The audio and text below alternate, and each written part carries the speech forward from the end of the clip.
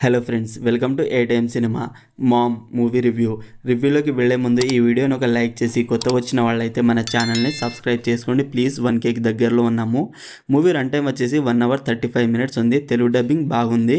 ఇది ఒక horror thriller movie, కానీ ఒక్క సీన్ అంటే ఒక్క సీన్లో కూడా భయపడము, అలా ఉన్నాయి హర్రర్ సీన్స్.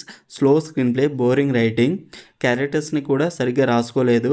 స్టోరీ లైన్ ఏంటంటే, ఒక ఇంట్లో దయ్యం ఉందని ఊహించుకొని తన 2 నెలల కొడుకుని తనే చంపుకుంటుంది. కన్న తల్లి అలా ఎందుకు చేసింది అనేదే basic story line. Movie starting లో తనని మెల్లగా సైకోలాగా చూపిస్తారు అండ్ మూవీ ఎండ్ లో ఇదొక లూప్ అని ఎండ్ చేస్తారు. మూవీ స్టార్టింగ్ నుంచి స్లోగానే ఉంది, ఎక్కడ ఇంట్రెస్టింగ్ అనిపించలేదు. Slow page movie. 1 hour 35 minutes కంటే 35 minutes ఉంటే బాగుండేదేమో.